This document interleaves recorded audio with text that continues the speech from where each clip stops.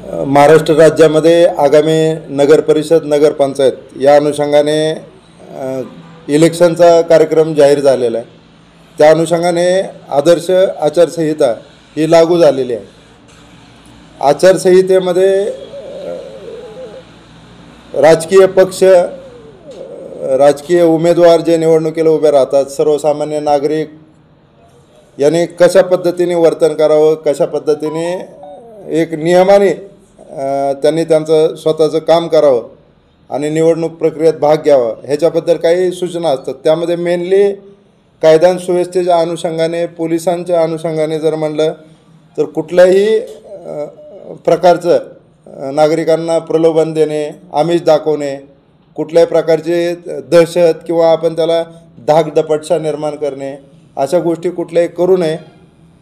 आणि ह्या अनुषंगाने पोलीस खात्याकडून विविध उपाययोजना राबवल्या जातात। जसे की जे काही आम्हाला मागच्या काही वर्षामध्ये रेकॉर्डवरती जे गुन्हेगार आहेत, ज्यांनी इलेक्शनमध्ये गोंधळ घातलेला आहे किंवा जनरली इतर दंगा, बॉडी ऑफेंडर्स ह्याच्यावरती आम्ही लक्ष ठेवून असतो, त्याचं रेकॉर्ड काढत असतो। त्यातून आम्ही बरेच प्रस्ताव तडीपारीचे जे महाराष्ट्र पोलीस अधिनियम 55-56-57 नुसार पाठवलेले आहेत तयार करून, त्यांचे आदेश निघतील। त्यानंतर जे प्रिव्हेंटिव्ह ॲक्शन म्हणतो आपण, नवीन BNS ॲक्टनुसार 126, 129, 130 ह्याच्यानुसार सुद्धा आपण जे संभाव्य व्यक्ती वाटतात की हे प्रॉब्लेम करू शकतात त्यांच्याकडून आपण तहसीलदारांमार्फत किंवा माननीय SP साहेबांमार्फत बॉन्ड घेत असतो, जेणेकरून त्यांच्यावर एक बंधन राहील की त्यांनी बाबा व्यवस्थितपणे वर्तन ठेवावं, जेणेकरून ही जी इलेक्शन प्रक्रिया आहे ती एकदम भयमुक्त वातावरणात, पारदर्शक वातावरणात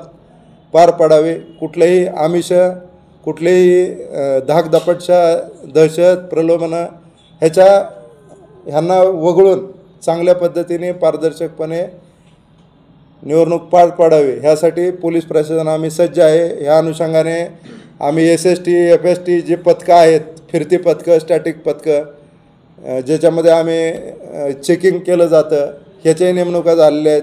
रात्रीचं पेट्रोलिंग आहे, काही ठराविक जे ऑफेंडर्स वाटतात त्यांच्याकडे चेकिंग, कोम्बिंग ऑपरेशनमार्फत। त्यानंतर जसं जसं इलेक्शन जवळ येईल त्या अनुषंगाने एक्स्ट्रा पोलीस बंदोबस्त जो अकलूज पोलीस स्टेशनचा आहे त्याच्या व्यतिरिक्त एक्स्ट्रा पोलीस बंदोबस्त मागवणे आणि त्यामार्फत व्यवस्थित कायदा सुव्यवस्थेचा अंमलबजावणी करणे या प्रकारे आम्ही उपाययोजना राबवत आहोत। कोणाला काही प्रश्न असतील तर विचारू। मतदारांना एकच आव्हान करू आम्ही की कुठल्याही प्रकारची अडचण असेल, कुठल्याही प्रकारची तक्रार असेल, काही बेकायदेशीर होतं आहे, काही कोण धमकावतं आहे, कोण भीती दाखवतं आहे किंवा काही बेकायदेशीर काही कृत्य होत असेल तर तात्काळ पोलिसांशी संपर्क करावा, त्या अनुषंगाने पोलीस कारवाई करतील। दहशत निर्माण करणाऱ्या लोकांची नावं यादी, तसं पोलीस खातं हे रेकॉर्डवर काम करत असतं। जे आपण म्हणू की मागच्या 10 वर्षात रेकॉर्ड तयार आहे। आता आम्ही जवळपास अकलूज पोलीस स्टेशन अंतर्गत आम्ही जवळपास 300 ते 350 लोकांची नावं काढलेले आहेत, ज्यांचा हा इतिहास आहे असा की काही ते प्रॉब्लेम करू शकतात। तर त्या अनुषंगाने त्यांच्यावर गुन्हे काय दाखल आहेत, त्या अनुषंगाने आम्ही त्यांच्यावर प्रतिबंधक कारवाई चालू केलेली आहे ऑलरेडी। या निवडणुकीमध्ये जो पैशाचा वापर होणार आहे त्यासाठी आपले काय दक्षता असणार आहे? त्यासाठी आमचे जे SST स्टॅटिक सर्व्हिलन्स टीम आणि FST जे फ्लाईंग स्क्वॉड आहे ह्याच्यामार्फत तर कारवाई केलीच जाते, पण अचानक जर कोणाचे फोन आले तर तात्काळ त्याला रिस्पॉन्स देऊन अरुणच्या मार्गदर्शनाखाली पोलीस पथक काम करत असतं। निवडणुकीच्या पार्श्वभूमीवरती आपल्या पोलीस नाही, ते एक रँडम असते, असं सांगू शकत नाही आपण। ज्यादा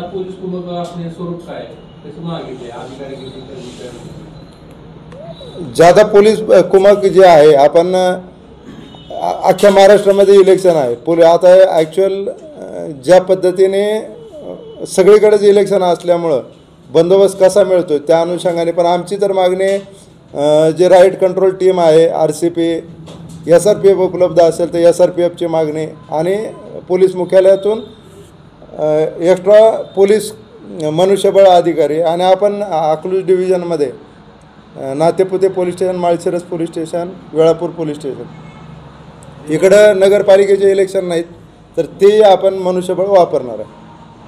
निवडणूक कालावधीत रात्री 12-1 पर्यंत हॉटेल चालू राहतात, त्या संदर्भात काय सांगणार?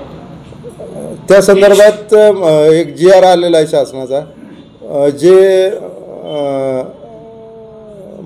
आपण जे म्हणू वाईन किंवा बार परमिट रूम आहेत त्या वगळून इतरांना परमिशन दिलेली आहे असं, पण ते व्हेरीफाय करू आम्ही. जे इतर आस्थापना आहेत त्या किती वेळापर्यंत उघड्या ठेवाव्यात याच्याबद्दल एक नवीन GR आलेलं आहे मागच्या 1.5-2 महिन्यापूर्वी. परमिट रूमबद्दल त्यामध्ये काही बदल नाही आहे, ते आम्ही त्यांना जे लायसनवर दिलेलं टायमिंग आहे त्यामध्ये आम्ही बंद करू. सर, आपल्या पोलीस स्टेशनच्या हद्दीत किती शस्त्र आहेत परवाना झाली आणि आता किती जमा झाले तुम्हाला ते थोड्या वेळ माहिती बघून देऊ. सर, ज्यावेळेला आता मोठमोठ्या सभा होणार तुमची परमिशन लागते, पण ज्यावेळेला कॉर्नर बैठक असतात किंवा रॅली छोटे मोठ्या, पण त्या ठिकाणी तुमची परमिशन आवश्यक आहे. जिथं रस्त्याला अडथळा येतो सार्वजनिक ठिकाणी त्या ठिकाणी कायद्याने परमिशन घ्यावी लागते आणि आम्ही आमच्याकडे बरेच परमिशन येत असतात आणि आम्ही ते देत असतो परिस्थिती पाहून. तडीपारीचे किती प्रस्ताव पाठवले? आपण आतापर्यंत तडीपारीचे 9 प्रस्ताव गेलेले आहेत माळशिरस तालुक्यातून.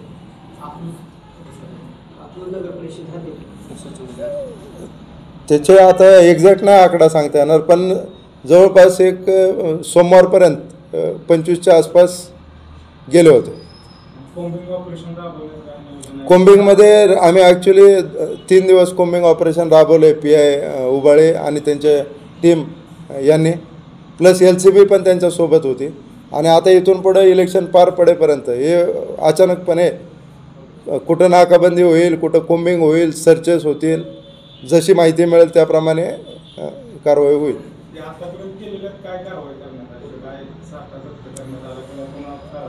आत्तापर्यंत आपण जर हे म्हटलं तर याच्यामध्ये जवळपास एकूण 9 केसेस केलेले आहेत आपण अवैध व्यवसायाविरुद्ध. आणि सेकंड आपल्याला जे चोरीच्या गुन्ह्यातले 2 आरोपी मिळून आले, त्यामध्ये जवळपास ते दोन्ही आपण हे केलेले आहेत आणि त्यामध्ये आपले 5 गुन्हे चोरीचे उघडकीस आले.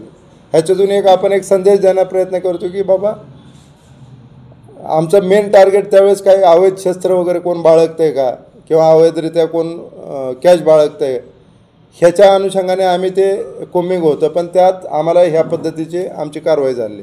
9 अवैध व्यवसायावर कारवाई झाल्या आणि 5 चोरीचे गुन्हे उघडकीस येतील असे 2 आरोपी आम्हाला मिळून आले. सर, वाहनाला ज्यावेळेला आता चित्र मिळतील त्या वाहनाला झेंडे लावतील किंवा ते चित्र त्यासाठी काय प्रोसेस राहील त्याला असेल का? वाहनाला चित्र आता ते ज्यावेळेस ते स्पष्ट होईल चित्र त्याबाबत गाईडलाईन्स येतील त्याप्रमाणे कारवाई होईल. अकलूजमध्ये संवेदनशील आणि अतिसंवेदनशील असे किती बूथ आहेत आणि त्याच्यावर आपली व्यवस्था, सुरक्षा व्यवस्था कशी असणार?